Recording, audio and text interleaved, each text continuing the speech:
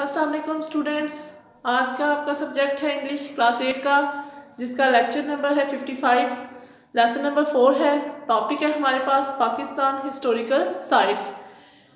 तो इसमें हम लोगों ने क्या पढ़ा था कि हिस्टोरिकल साइट्स में इनके तारीखी मकामात के बारे में पढ़ा था। पहले हमने इसकी ट्रांसलेशन की, इसकी एक्सरसाइज में हमने कल इसके क्वेश्चन आंसर्स किए थे। आज हम इसकी रिमेनिंग जो एक्सरसाइज रहती है वो करेंगे। तो हमारे पास क्वेश्चन नंबर 2 इसका आता है, use a dictionary to find out the meanings of the words given below, write their meanings in your notebook. तो साथ साथ आपने ये मीनिंग्स जो है अपनी नोटबुक पे लिखने हैं। तो हमारे पास फर्स्ट वर्ड आता है, बोर्ड पे सामने आपके मीनिंग्स लिखे हुए हैं। फर्स्ट वर्ड है हमारे पास एंशिएंट। एंशिएंट का मतलब क्या होता है? कदीमी। फिर आता है हमारे पास सिविलाइजेशन। सिविलाइजेशन का मतलब होता है हमारे पास तहजीब। टूरिस्ट सयाह, नेटिव बाशिंदा, अकोमोडेट मुहैया करना, सब्सिक्वेंट बाद में, फ्लोरिस्ट फलना फूलना, सिविलाइजेशन तहजीब, एक्सटेंसिव वसी, रीन हुकूमत, आर्किटेक्चर फन तामीर, एलिवेटेड बुलंद। ये थे आप लोगों के मीनिंग्स। नेक्स्ट आ जाए आप लोग क्वेश्चन नंबर 3 पे। तो हमारे पास क्वेश्चन नंबर 3 आता है, use the following words in your own sentences. कुछ वर्ड उन्होंने दिए हैं कि हमने उनके जुमले बनाने हैं। तो हमारे पास फर्स्ट वर्ड आता है फैंसी। फैंसी का मतलब होता है ख्वाहिश करना। Fancy is different from imagination. क्या मतलब है इसका? Fancy is different from imagination. Imagination का मतलब होता है ख्याल तसव्वुर करना, और फैंसी का मतलब है हमारे पास ख्वाहिश करना। तो क्या कहते हैं? Fancy is different from imagination. ख्वाहिश करना तसव्वुर करने से मुख्तलिफ होता है। दूसरा वर्ड आता है हमारे पास रीन। रीन का मतलब क्या है? हुकूमत।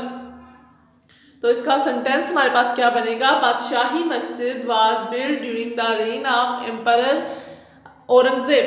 के बादशाही मस्जिद किसने तामीर करवाई थी? During the rain of emperor Aurangzeb. Aurangzeb शहंशाह था, उसके दौरे हुकूमत में बादशाही मस्जिद तामीर करवाई गई थी। उसके बाद हमारे पास थर्ड वर्ड आता है एम्परर। एम्परर का मतलब होता है शहंशाह या बादशाह। तो इसका भी आपकी आसानी के लिए सेम वही सेंटेंस इसका बनाया गया है, बादशाही मस्जिद was built during the rain of emperor Aurangzeb. Next word है हमारे पास एग्जिस्टिंग। एग्जिस्टिंग का मतलब है मौजूदा। और existing examination system needs improvement. और एग्जिस्टिंग एग्जामिनेशन सिस्टम के हमारा जो मौजूदा इम्तहानात का निज़ाम है नीड इम्प्रूवमेंट, उसको मज़ीद इम्प्रूवमेंट की ज़रूरत है, मज़ीद उसमें बेहतरी की ज़रूरत है। नेक्स्ट वर्ड आता है हमारे पास ट्रेड। ट्रेड का मतलब है तजारत। शाहराह रेशम is a wonderful trade route. Route मतलब के रास्ता। तो क्या कहते हैं? शाहराह रेशम जो है एक बहुत ही हैरान कुन तजारत करने का रास्ता है। ये थे हमारे पास इसके मीनिंग्स। नेक्स्ट क्वेश्चन हमारे पास आता है एक्टिव पैसिव वॉइस का, लेकिन वो हम क्या करेंगे अपने नेक्स्ट लेक्चर में करेंगे। तो उससे अगला क्वेश्चन आता है हमारे पास सिलेबल डिवीजन का। तो आप लोग अपनी बुक का पेज नंबर 38 ओपन करेंगे, तो उसमें लिखा हुआ है हमारे पास सिलेबल डिवीजन। सिलेबल का मतलब क्या होता है? सिलेबल का मतलब है लफ्ज या लफ्ज का कोई जुज जो एक आवाज से अदा हो, उसको हम कहते हैं सिलेबल।